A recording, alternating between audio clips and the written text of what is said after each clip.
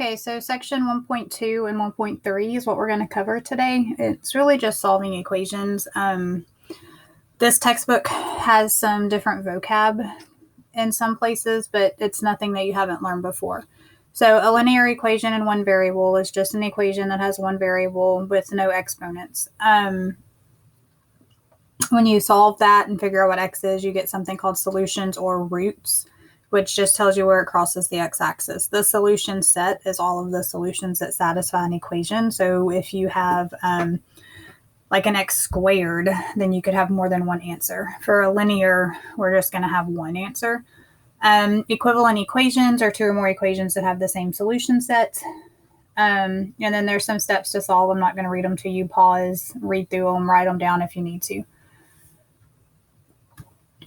All right, so simple, can you solve an equation? So if you have this problem, you know, you're going to move the 5 to the other side.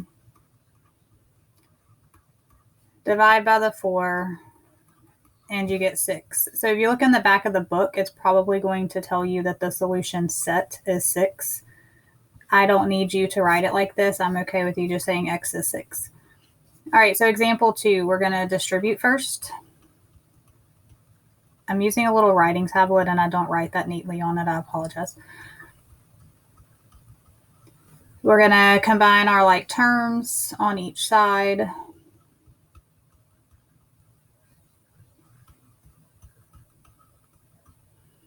We're going to get the variables on one side. So I'm going to subtract 6x from 8x and get 2x. And then I'm going to subtract 4 from 14 to get my numbers on the same side and get 10. And then divide by 2, and the answer is 5. All right, so some for you to try. So pause, work through them, and then play and see if you get the right answers. All right, so add 5. Divide by 7, you get 11. Distribute the negative. Combine your like terms. Subtract the 5. Divide, and you get 7. Let's see. We're going to distribute. We're going to combine like terms. Move our x's. So 3x minus 2x gives me 1x. Move the 1. So subtract 1 from 10 and you get 9. All right. So if you have a rational equation, then we're going to want to get rid of the denominators because equations are easier when they don't have fractions. To get rid of those fractions, we're going to multiply both sides of the equation, so each little term, by the least common denominator to clear the fractions. All right, so some examples. All right, so this is a simple one where your denominators are all constants. Sorry, I'm sleepy. So let's see, for 4, 14, and 7, maybe 28 would be your common denominator. So if we multiply the whole problem by 28, so we need to multiply by 28 here, multiply by 28 here, and multiply by 28 here. Remember to like cancel with your denominator because that's what's making things nice. So 28 and 4 divide and make 7, and then we still have that numerator. 14 and 28 divide and make 2, so you have 5 times 2. And then 7 and 28 divide and make 4, so you have 4 times x plus 5. So now there's no fractions, and you just have a problem like we had on the last slide. So distribute, go ahead and multiply this, distribute that negative 4. I'm going to go ahead and move the 4x over here, make this 11x. Then we'll combine 10 and negative 20. Then we'll add 21, which is what, 11? So x equals 1. All right, so for the next problem, we have 2x, 18, and 3x. So our common denominator there would be, for these, it would be 6x, but we've got to get 18. So we're going to go with 18x. So we're going to times 18x to each of those numerators. And remember to cancel with the denominator. So the x's cancel out. 18 divided by 2 is 9. So you just have 9 times 5, or 45. Then 18 and 18 cancel, and you just have 17x. And then here the x's cancel, and 18 and 3 divide and get 6. So you have 6 times 1, which is just 6. Then you're just solving from there. So what is this? 51 now if we add the 6. And then if we divide the 17, we get 3.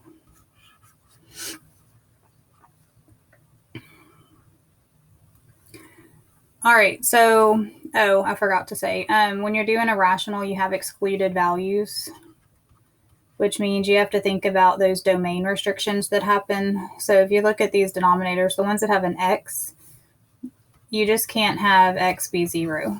And all you have to do is look at your answer. We didn't get 0, so we're good. 3 works. You have to think of these excluded values, because sometimes you'll solve and your excluded value is what you actually get, and you have to realize that that means that it's no solution. All right, so for this next one, our common denominator is going to be an x minus 2 and a 3. So we're going to multiply by 3x minus 2. Sorry about that. And 3x minus 2. I don't know why it's doing that.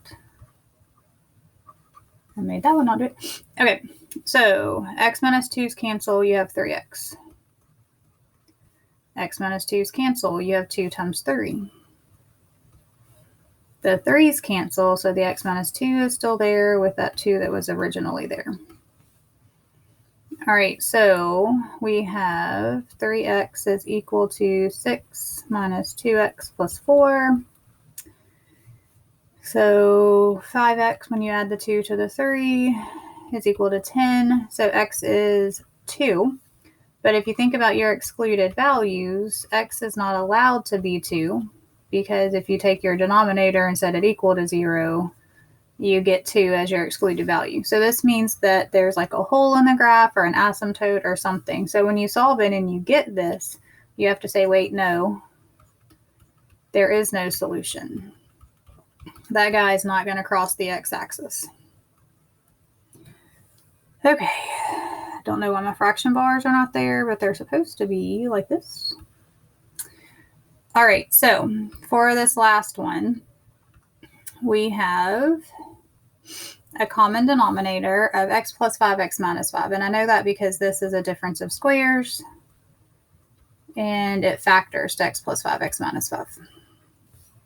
So if I multiply each one of my pieces by that common denominator, and again, I apologize for my handwriting. Like, this little writing tablet is difficult to use.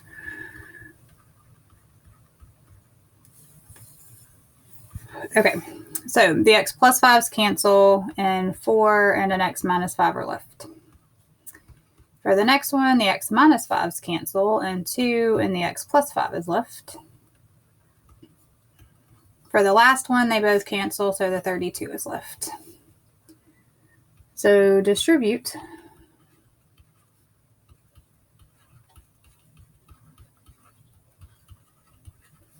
Combine your like terms.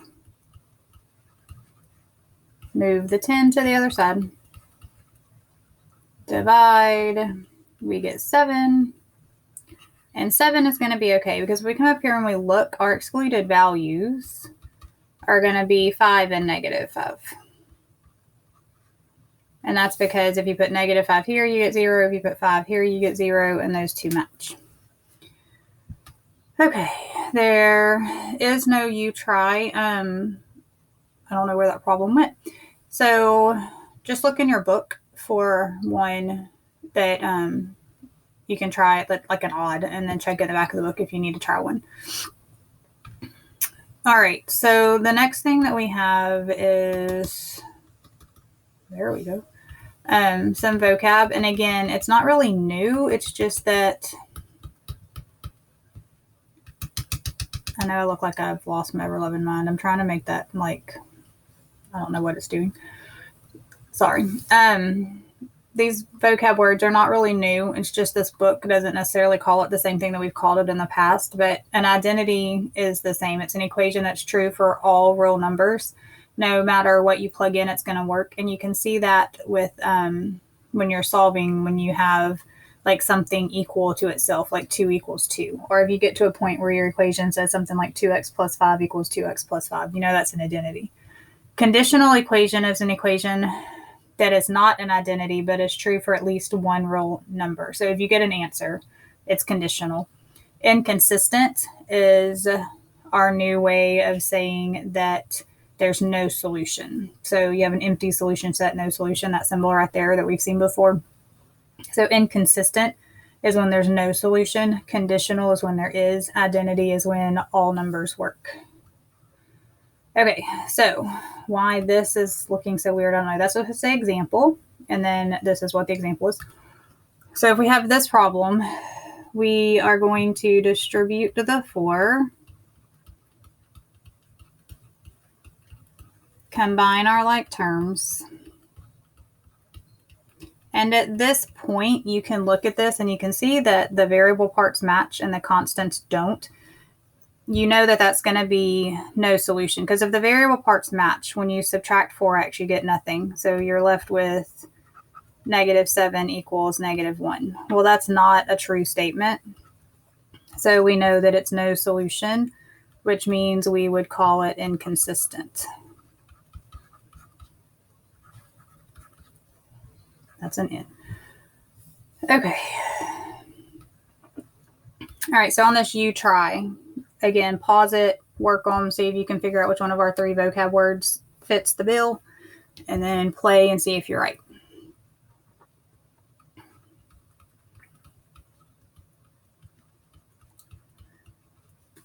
All right, so 2x and 2x match, but 2 and 3 don't. 2 does not equal 3, so that's no solution, which again is inconsistent.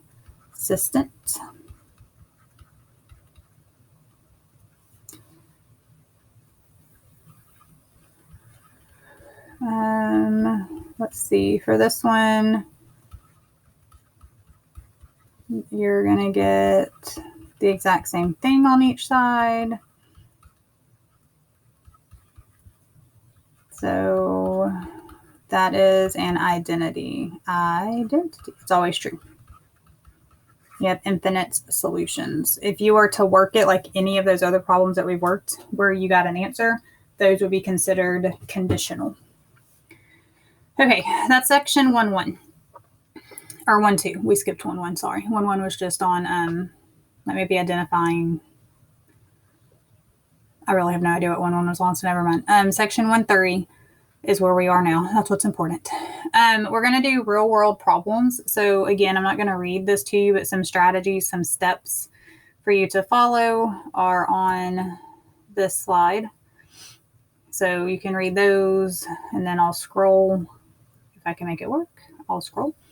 And you can see, can you see all of them? Hold on.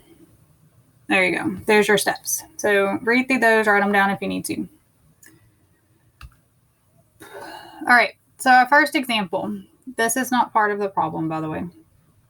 These are just tips on when you read the word exceed, identify the smaller quantity and add it to represent the large quantity. For example, Tim's height exceeds Tom's by k inches, means that you would do Tom is the shorter person. So if Tom is k, then Tim's height would be k plus some more. All right, so according to the Department of Education, there's a gap between teaching salaries for men and women at private colleges and universities. The average salary for men exceeds the average salary for women by this much. Combined, they make this much. All right, so they're wanting us to do this with a single equation, not a system, which is the problem that most people have because you've learned systems of equations at this point in your life. So we need one variable. So we are looking for men and women. So what we need to know is that if we say that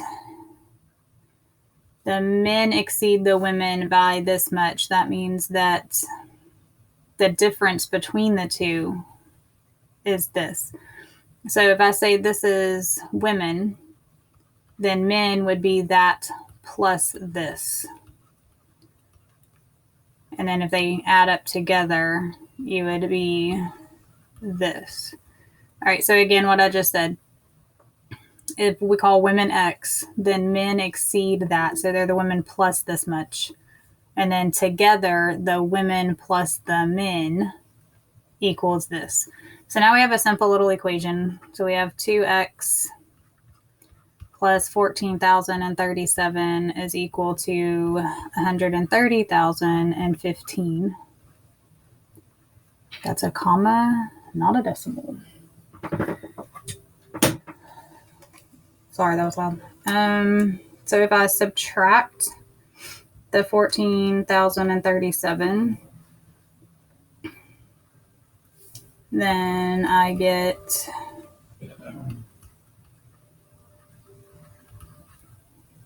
115,978, and if I divide that by 2, I get 57,989.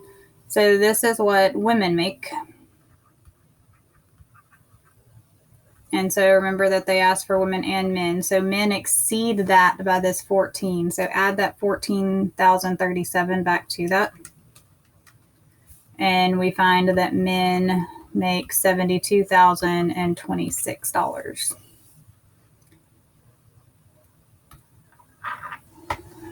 All right. So this is another example, just like the one we just did. On average, business majors earn $8,000 more than psychology majors. Combined, their median starting salaries are $78,000. Determine the median starting salary. So pause, try this one, and then see how you did. All right, business majors earn $8,000 more than psychology majors. So if we do psychology majors plus business majors, but we know that they are psychology plus $8,000, then we're going to equal $78,000. So I'm going to go ahead and move the 8,000 over. So that's just 70,000. So psychology majors make 35,000,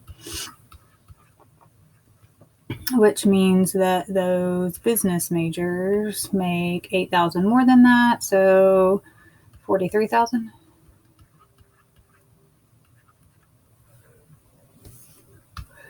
All right, the next kind of problem is like a break-even kind of thing. You're choosing between two long-distance telephone plans. Plan A has a monthly fee of $15 with a charge of 8 cents a minute. Plan B charges $3.12 a minute, and they want to know how many minutes of long-distance calls will the two plans be the same. So you're going to do Plan A equal Plan B. So Plan A charges you 15 and then 8 cents a minute.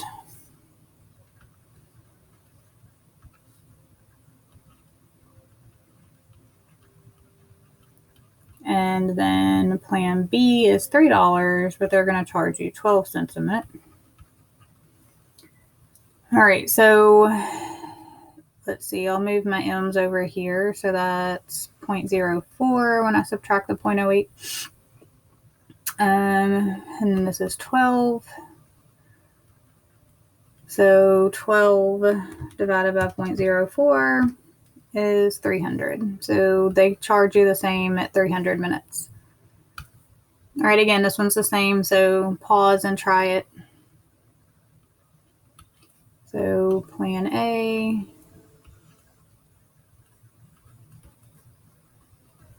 Plan B,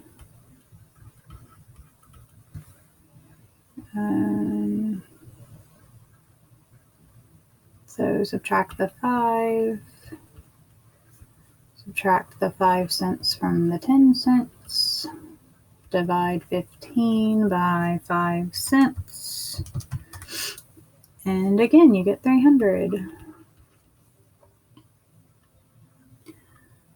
Okay, so this is probably the hardest one. No, I think it's the next one that's the hardest one, sorry. After a 30% price reduction, you purchased a new computer for $840. What was the computer's price before the reduction? All right, so you saved 30%. Okay, so the cost of the computer minus 30% of the cost of the computer is equal to $840. You have a couple of ways of doing that. You can say the price of the computer minus 30% of the price is $840. Or you can stop and think that if I'm saving 30%, I'm paying 70%, which is what you would get when you subtracted these anyway. So you could skip this step by thinking about it logically, or you could write this step out and you would get there anyway. So then we divide 840 by 0.7 and we get 1200. So the computer was $1,200 before it was on sale. All right, this one's just like the last one. Pause work. See how you did. All right, your local electronics store is having a sale. After a 40% price reduction, you purchased a digital camera for $276. What was the price before? So the price minus 40% is $276. So that means you're paying 60%. So what was it before that? It was $460.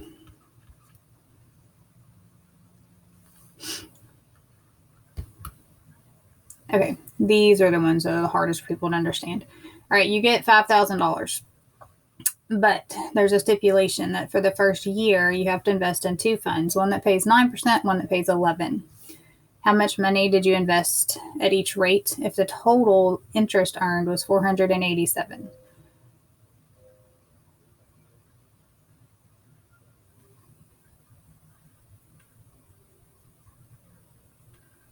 Okay, so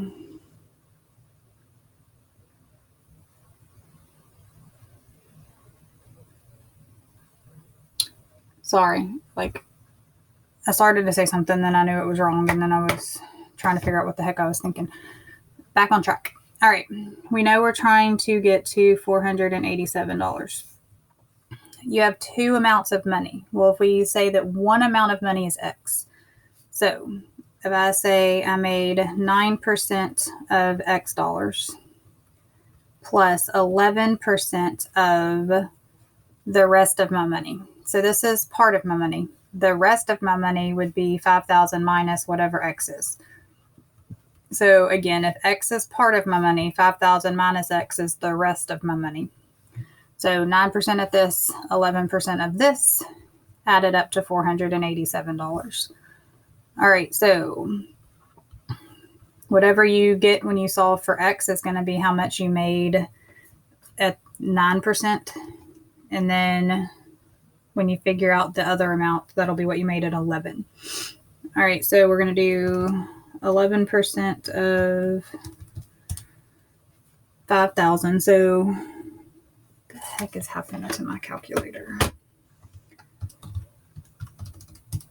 All right, 550, which I probably should have done without a calculator, but oh well. Okay. So combine your like terms. So 487 minus 550 gives us negative 63. Divide by 0.02 or negative 0.02 is 3150. All right, so you did this much at the 9%. And then you did 5,000 minus that, which is 1850 at the 11%. Okay, so this one is similar. Your grandmother needs your help. She has $50,000. Part of this money is to be invested in non-insured bonds that pay 15%, and the rest is to be invested in a government-insured CD that pays 7%. She told you that she requires $6,000 a year in extra income. So she's wanting to add up to $6,000. She is doing 15% of part of her money, and she's going to add to that 7% of the rest of her money to get to that 6,000.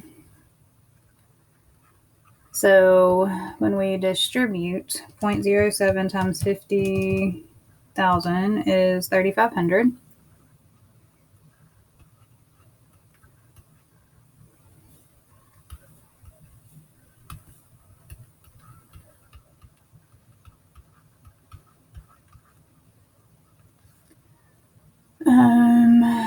Is that going to be 0.08 when I subtract my x's, and then subtract 3,500 from 6,000, and you get 2,500. Divide that by 0.08, and you get 31,250. All right, so x is beside this 0.15, so that is at the 15%. So when you subtract 31,250 from 50,000, you get 81,250. No, you don't. Oh, I had a negative in my calculator and it added them together. My fault. You get 18,750 for the other one.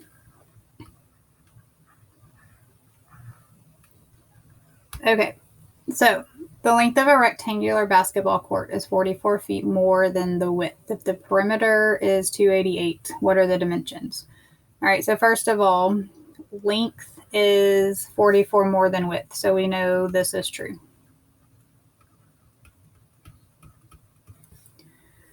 Okay, so when we do the whole perimeter formula, it's 2L plus 2W is equal to 288.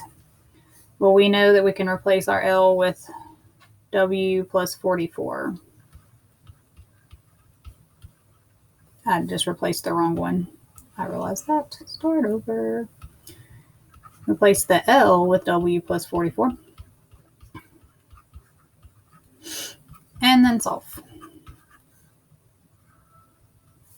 So 2W plus 88 plus another 2W is 288.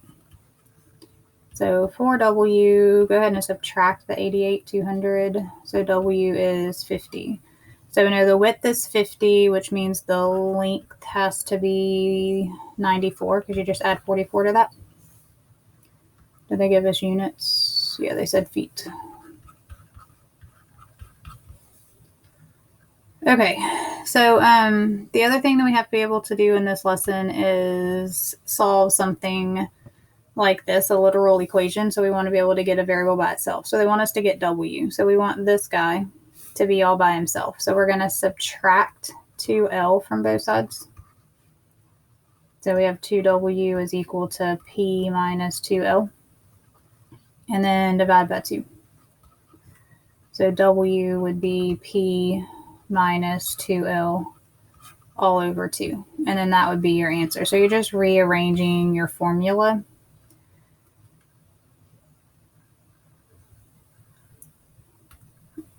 All right, so here's another one. We want C by itself. So in this case, I'm going to have to factor out the C because there's 2 of them. So if I factor that out, I have 1 plus M.